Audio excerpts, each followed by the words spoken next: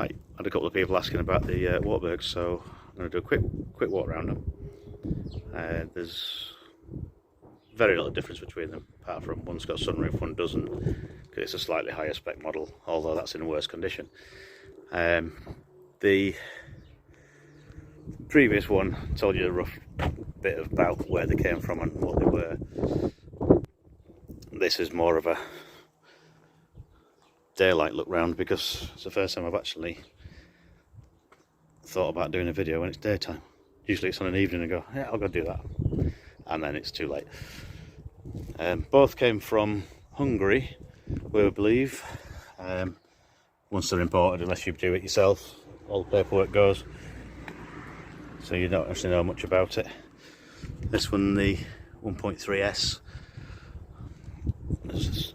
S for sunroof maybe, who knows. Interior wise they're both the same. Yeah, the red stripe is, we've found out from looking around and asking a few people, is part of the old Works rally car graphics. They had a second stripe sort of down below this area with the Wartburg written in the rear wings, plus all the other rally decals and that, but that's why that's there, that's where it came from, because I've seen a few of them, and then we sort of worked out that's where it came from, but it makes sense. But let's have a quick look inside. Yeah, this one's in a lot better condition. There's no sunroofs and no shower. The seats, typical old school, big squashy spring things, but they're actually quite comfortable. Need to recover the dashboard, because it's had stickers on and things screwed to it in the past, but it's only a bit of vinyl stuck to the plastic. So, period radio cassette, usual stuff, little 4-speed box. Speedo in kilometre to course. Temperature and fuel gauges are LEDs. I'll find the keys in a minute. But everything is pretty much 70s car, really. Even though there's a 90s, they're very old in the way they were built. But you know, the doors, weirdly, door handles, you have to pull them out to slide them back, and I don't think there's actually any means of locking the doors from inside. You have to do it from outside with a key. No auto locking like you get on modern cars. The back seats, got the static seat belts, which yeah, would have had to have for this country, even if they're not originals, but I don't know if they are or not. Ones that have been fitted from something else maybe, but yeah, massive flat floor. This one, like I say, is a lot cleaner, it's dry inside. Weirdly, I found out, convention's thrown out the window. You get your locking button, pull it up, that's locked. Press it down to lock it.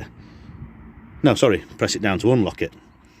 Yeah, so that's opposite to the normal UK car.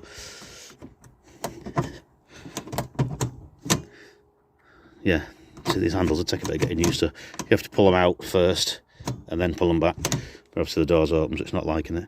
But yeah, that's unlocked, that's locked, which is very odd. Little fuel filler, standard. It's basically how cars used to be in Europe, well, Western Europe, in the sort of 70s. But a little bit of parts and storage. The boot's quite big on them.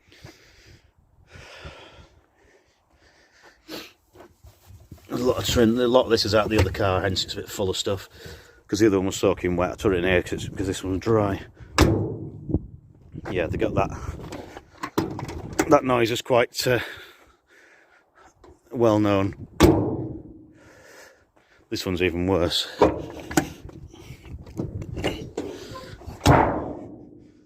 More of a ding.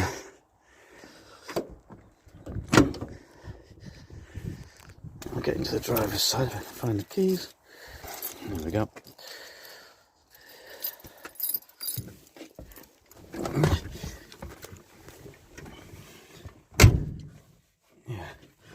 Not a bad driving position. It's just the pedals are a bit offset and they go downwards through the floor because they're mounted directly to the chassis. Usual sort of switch gear.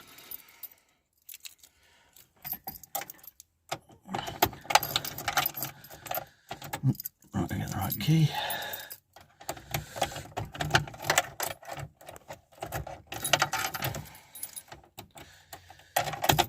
Third time lucky.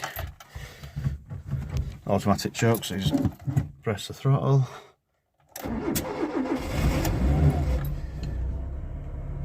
And that's it. Very familiar sound from the early Volkswagen overhead cam engine. Standard switchgear. Everything's in that respect fairly conventional. You got your light switch, fog lights, obviously heated rear window, hazard lights. That one I suspect I'll get used. Heated rear window. Radio cassette I'll just put in at the moment. It's the right sort of age, but it just fills the hole. But yeah, the seats, nothing really fancy, but they work and they're comfy. Let's think for hub nut here, find out if they've got a triangle of doom, which we don't. We've got a massive overlap. You can see the difference. It comes right down to here. That's good, especially for something like this. My Skoda doesn't do that. That's got a triangle of doom, as they call it, as Hubnut calls it. Heater should be quite good, being from the climates that they were from. Like the little vents here, you can twist as standard in most cars, but to open and close them, there's a little tap almost underneath. You turn them directly in the back of the vent to turn the flap. These two buttons were put in by a previous owner. One was for a dodgy horn, the other one wasn't connected, so I'm going to fill those and get rid of that. Same as the other side. Rear blinds and back windows. They had the roller blinds in both cars. These have got Goodyear on them. They're a bit, the springs don't work. The other one was the same general idea and didn't work. All the springs are shot. But underneath here, it's all a bit mechanical. Got a big, massive lever for the bonnet release. Try and do this one-handed.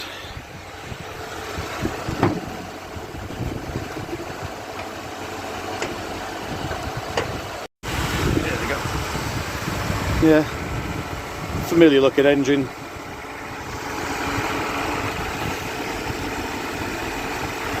I say the block and everything. The block was the only part actual Volkswagen, I believe, and the rest of it was built. It was built under license, and then they decided to make it themselves to their own spec. So the actual block is the only, and possibly the internals of Volkswagen, but. Simple to work on, easy to get at. Separate construction, separate chassis and body construction. So that's actually part of the chassis.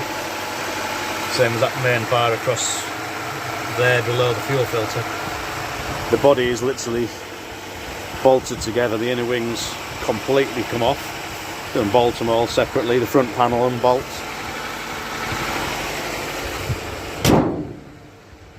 Obviously all your doors come off. Even the rear wings come off. These actually unbolt, leaving pretty much the shell being the rear panel and the roof. This one is in pretty good condition. They do tend to suffer with rot, and they were worked quite hard out in Eastern Europe with large boot and flat roofs. Apparently they were quite well used and as a workhorse, so this one seems to have had a fairly easy life. But hopefully we've got a bit of a project going on with this second one, because it's had the sunroof leaking. Everything's got a little bit too wet and soggy inside. Everything's pretty grotty. These are like literally rotten, but possibly to replace them. Might have a bit of a problem, a project idea with this one. I know there's a few people needing parts, and unfortunately you can't get many of them. So this one also found quite a big area of rot down this side. It's drying out now. I've taken the seats out, it's drying, but it was absolutely soaking wet. The roof's now not dripping anymore since I sorted out the sunroof vent, so hopefully it's going to smell slightly better. And I see it's not quite as pretty inside this one as the other, although they're exactly the same age. This one obviously had a bit of a harder life. But, yeah, I need to repaint these wheel arches. They were repaired and primed, they never actually got finished, but straightforward enough. I'll switch her off. Yeah, this one's a lot nicer inside. So yeah, they're not the most common cars you'll ever see, and they've definitely got that Eastern Bloc look about them in construction, the way they were built, presumably out of the drive, having never driven one more than there to there. I don't know, but apparently they drive okay, handle reasonably well for what they expected. They're no racing car as such, but it's one of those things. It's something different. Like I say, as things progress, I shall keep you up to date with the videos. The 205, I got the cam belt done yesterday, but then got sidetracked by playing with the Wartburg, so still need to do the brakes on that one. But right, thanks for watching. I'll try and keep up with the videos. It's been a bit busy recently and a bit too cold to be outside, and ill over Christmas, so that just knocked me out. But hopefully get back on track now. But thanks for watching. Cheers.